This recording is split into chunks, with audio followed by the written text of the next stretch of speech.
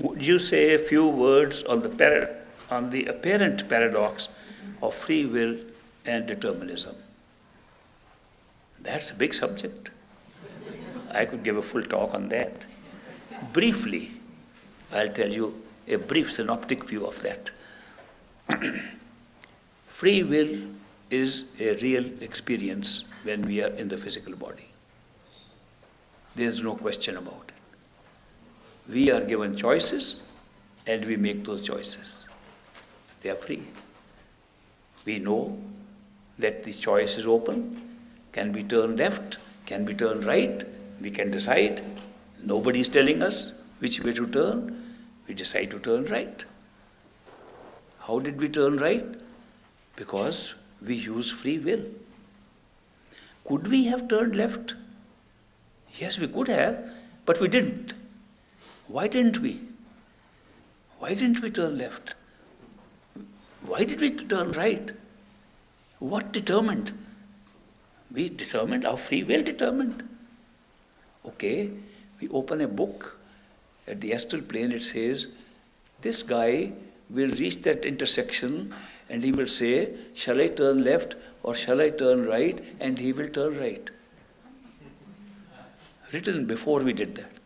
We had no access to it. It was hidden somewhere. It was hidden inside us. It was hidden inside us that when we come to the intersection, we will say, I can turn left or I can turn right. And I will, by free will, decide to turn right. I can't really say what determinant. Maybe I said it's a shorter route to somewhere. Maybe there's some other reason for it. Maybe it is totally arbitrary, but I turned right. Would it be a good piece of knowledge to know that you turned right because it was written there to turn right? Would it be probable that we turned right because it was written there and we were just being guided in our thoughts to turn right? If it was, then that was a predetermination that we would turn right. But that was not our experience. We had no idea about what is written there. We don't even know if anything is written there or not. All we know is that we had a full choice, a complete freedom to turn left or right. And we ourselves, with our own free will, with no knowledge of anybody, nobody else knows, decided to turn right. That's our free will experience. It's a real experience. So we can't deny that free will in the physical world is a real experience. First of all, if somebody sits here without knowledge of that and says free will is not real, he's a liar. I can go that far. When he says there is no free will, he's using free will to say that. I can even tell you that. To say there is free will or no free will, he's using his free will to say that. He's making a choice to say that. It is impossible not to make choices when you are here. We are accosted with choice making every day, several times a day. And every time we have to make decisions. Go this way or that way. Is it good or not good? Should we do it or not do it? Should we change our plans, not change our plans? We are making decisions the whole day, every day. How can we say that it's not free? We are making all free will choices. Therefore, so long as we are in the physical body and we have no access to anything else, free will is real and is working. Is it a good thing or bad? I say it's a very good thing. I say thank God for it, that we have free will. Without free will, we would not be seeking. Seeking is also coming from our free will. We decide, I am fed up, I want to seek. Where is it coming from? Our free will. So free will is a great experience, the greatest experience, a totally real experience in the physical world. Now, first of all, let's get this out of the mind, that there is no determinism, there is nothing prefixed so far as we are here in this world. We are making our destiny as we go along. We make our choices as we go along. We are creating everything with our own free will. Free will is real. Now, we go to the next step and see that what we thought was free will was written somewhere. It was written somewhere, therefore, we were being forced to do that. our whole thinking process, the process through which we think and make free will, the very factors that come into decision making, that we should decide like this or like that, what thoughts we will have beforehand, is all pre-written. That is how we will think and make a choice of free will. Is it still free will? Then we begin to doubt it. Somebody seemed to have written this before, so we are acting mechanically. We are acting just inconsistent with what is already written somewhere. You might have heard of my own experience with a Bhatra. I had gone to Lucknow in India for an interview for a naval position.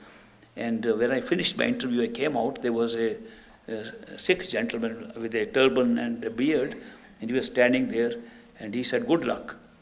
And I said, "Why are you saying good luck?" He said, "Do you have a piece of paper?"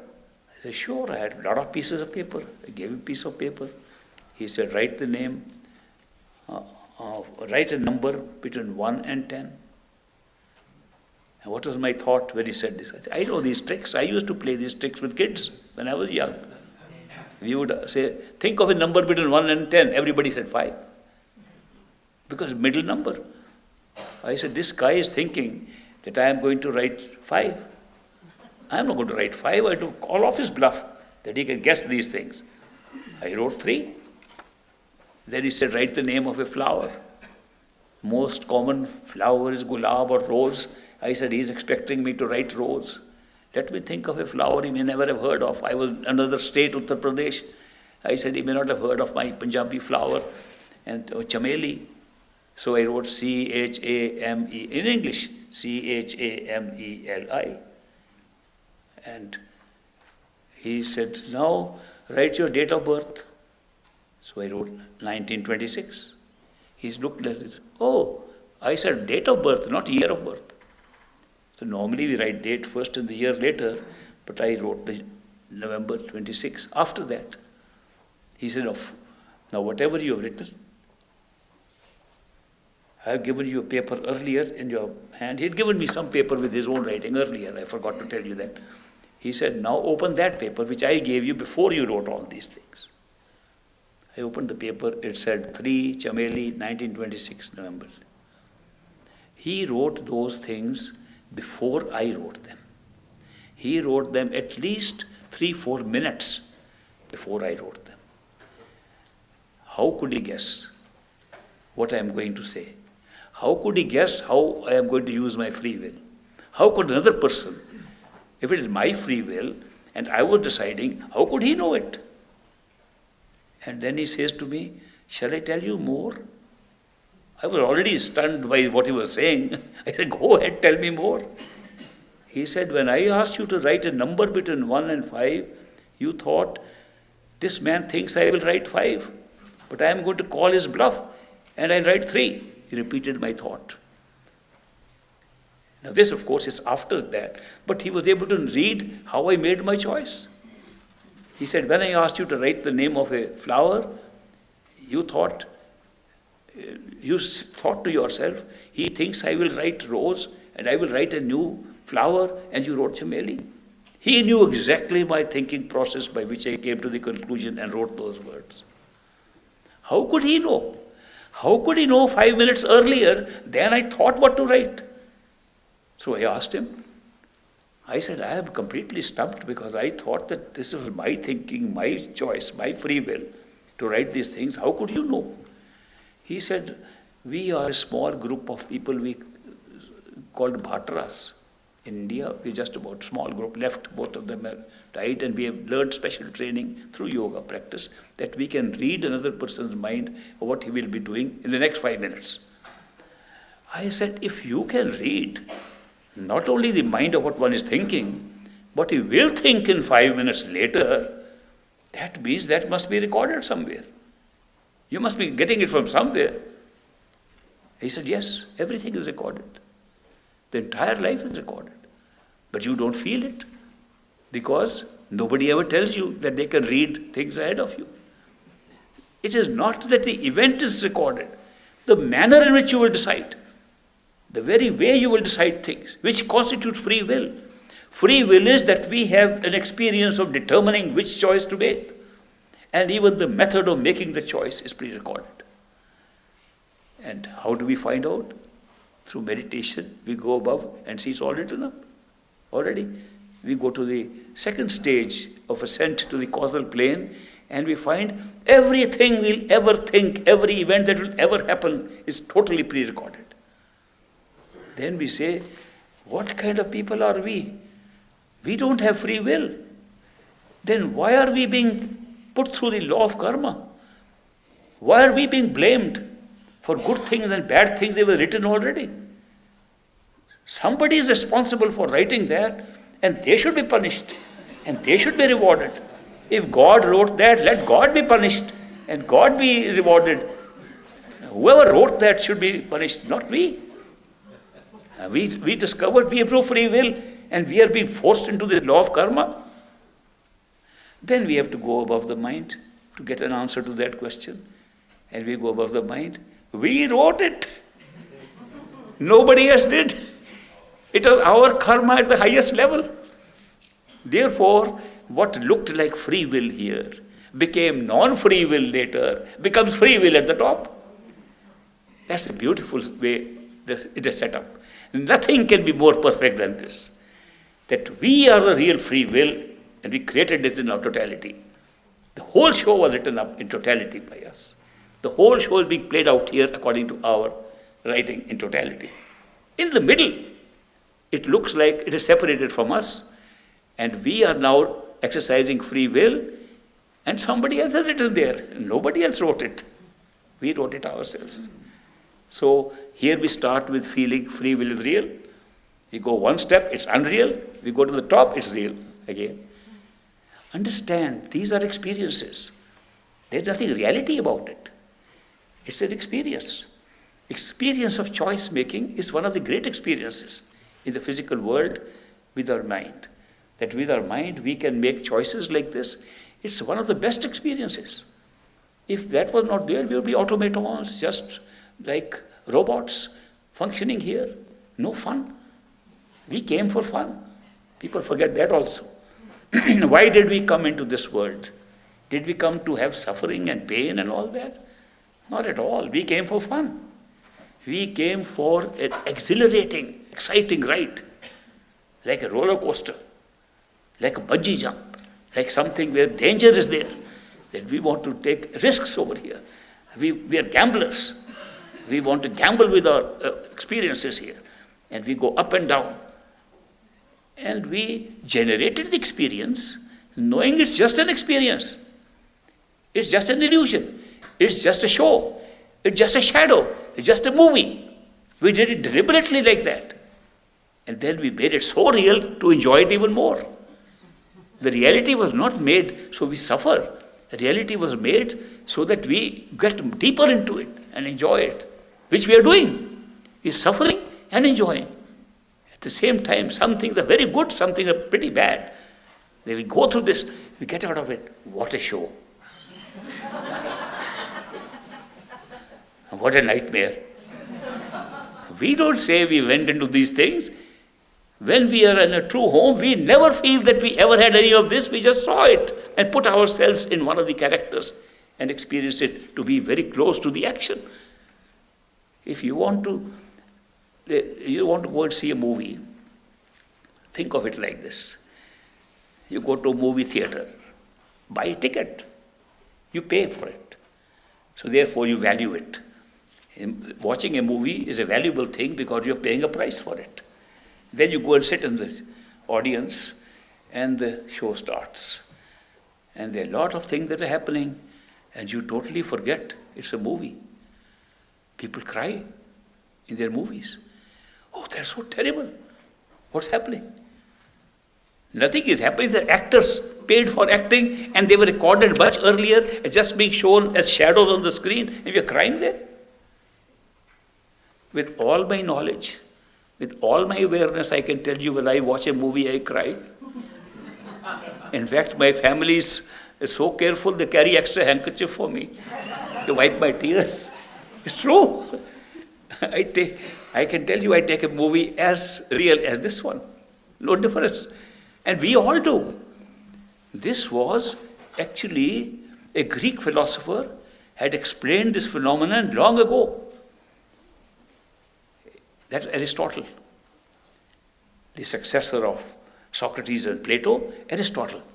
Aristotle was commenting upon drama. Why we need drama? Why should we have theater?